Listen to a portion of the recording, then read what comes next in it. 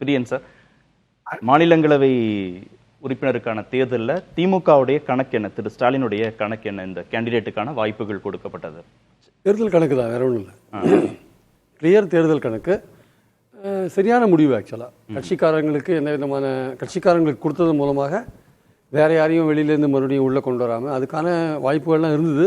இருந்தாலுமே அதெல்லாம் அந்த அந்த அந்த வாய்ப்பெல்லாம் ஓரம் கட்டிட்டு கட்சிக்காரங்களுக்கு கொடுக்கணுன்ற எண்ணத்தில் இந்த 4 கேண்டிடேட்டும் இருக்கிறத பார்க்குறோம். நம்ம கமலஹாசன் ஒரு தேர்தல் கணக்கு, அவர் ஒரு பிரச்சாரம் பண்ணுறதுக்கு ஒரு நிச்சயமாக உதவுவார். அவர் சல்மா வந்து ஒரு மைனாரிட்டி சமூகத்தை சேர்ந்தவர், ஒரு பெண்மணியாக இருக்கார். அந்த வாய்ப்பு அதுவும் ஒரு தேர்தல் கணக்கு தான் ஆக்சுவலாக. வந்து சிவலிங்கமும் ஒரு தேர்தல் கணக்கு தான். ஏன்னா சேலம் மாவட்டத்தில் வந்து திமுகவுக்குள்ள நிறைய பிரச்சனைகள் இருக்குது, உள்கட்சி பிரச்சனைகள் இருக்குது. அங்கே 3 பேர் 3 சைடில் திரும்பிட்டு இருக்காங்க. செல்வ கணபதி, சிவலிங்கம், ராஜேந்திரன். போன எலெக்ஷனில் அங்கே இருக்கிற 9 தொகுதிகளில் ஒரு தொகுதியில் தான் வந்து திமுக வின் பண்ணித்து, சேலம் நார்த்தில். மற்ற தொகுதியெல்லாம் தோத்தாங்க ஆக்சுவலாக. பாமகவும் ஏடிஎம்கே தான் வந்தது. ஸோ இந்த வாட்டி அந்த நிலைமை அங்கே இருக்கக்கூடாது, நீங்கள் 3 பேரும் சேர்ந்தா மாதிரி ஒர்க் பண்ணணும். சிவலிங்கம் பாட்டுக்கு அவர் கள்ளக்குறிச்சியில் போய் உட்காந்து வேலை செஞ்சாருன்னா சேலம் மாவட்டத்தில் கோட்டை விட்டுருக்கார். அதனால் வந்து சேலம் மாவட்டத்தில் வந்து குறைஞ்சபட்சம் 80% தொகுதியாவது பிடிக்கணும், எடப்பாடியை வீழ்த்தணும் எடப்பாடி தொகுதியில். அதெல்லாம் உங்களுக்கு இதை கொடுத்துருக்கேன்ற மாதிரி சொல்லி தான் கொடுத்துருக்காங்களாம். ஏன்னா திரு சிவலிங்கத்திற்கு கடந்த முறை நாடாளுமன்ற தேர்தலில் போட்டியிட வாய்ப்பு கிடைக்கல. கடைசி நேரம் ஒரு லிஸ்ட் அவர் பேரில் இருந்தது. ஒரு அமைச்சர் உள்ள புகுந்து அதை கெடுத்துட்டார் ஆக்சுவலாக. அந்த அமைச்சரை பேரை சொல்ல வேண்டாம்னு நினைக்கிறேன். அவர் கெடுத்துட்டார். ஸோ அதனால் அவருக்கு ரொம்ப கடுமையான வெறுப்பிலிருந்து 3 நாள் செல்ஃபோன் ஆஃப் பண்ணி வச்சுட்டார். அப்புறம் ஸ்டாலின் 3 நாளைக்கு அப்புறம் பேசி எப்படியும் உங்களுக்கு நான் கவனிக்கிறேன்னு சொன்ன பிறகு அப்புறம் தான் இப்போ கொடுத்துருக்காங்க.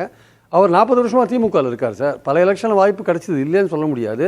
அங்கே உட்கட்சி பிரச்சனைகள் ரொம்ப ஜாஸ்தியாக இருக்கிறதுனால அந்த ஒத்துழைப்பு அங்கே இல்லை. அதனால் அவருக்கு அங்கே கொடுத்துட்டு உடையார் சமூகத்தையும் சேர்ந்தவர் பொன்முடி எடுத்துட்டாங்க இல்லையா, அவர் உடையார் சமூகம் சேர்ந்தவர். ஸோ கள்ளக்குறிச்சியில் வந்து சேலம் பார்லிமெண்ட் தொகுதியில் 2 தொகுதி கள்ளக்குறிச்சி மாவட்டத்தில் வேறு வருது, ஆத்தூர் கங்கவல்லின்ட்டு.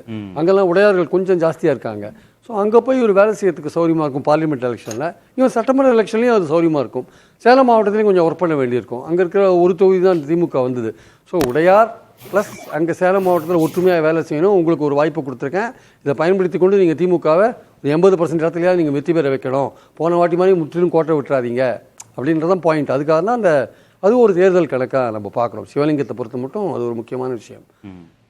கமல் உள்ளே வைகோ வெளியேங்கிற கணக்கு. அதாவது சில விஷயத்தை நம்ம வந்து ஒரு கண்ணியம் கருதி நம்ம வைகோ மேலே நமக்கு ரொம்ப மரியாதை ஜாஸ்தியாக இருக்குது. அவர் நமக்கு ரொம்ப தெரிஞ்சவராக வேறு இருக்கார்.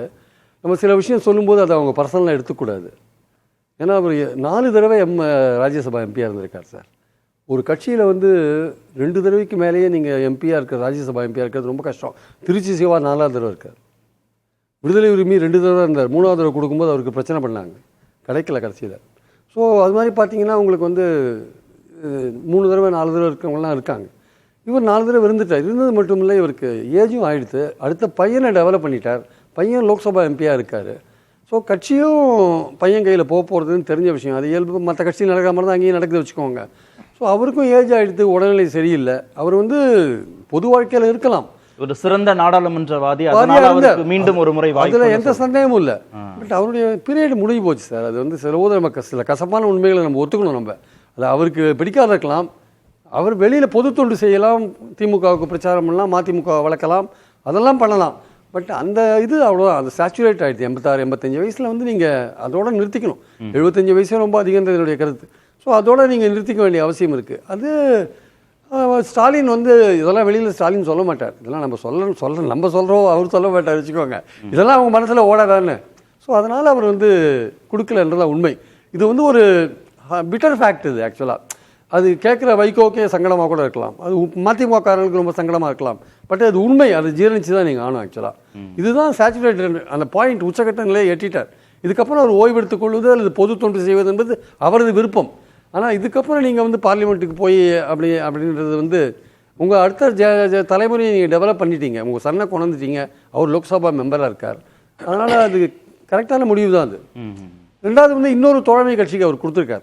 உள்ள வந்திருக்கிற இன்னொரு கூட்டணி கட்சிக்கு மக்கள் நீதி மையத்திற்கு அது கொடுத்துருக்காரு. ஸோ அவங்க வந்து 2 பேருக்கு கூட்டணி கட்சி கொடுக்கறதும் வந்து சரியா வராது இல்லையா.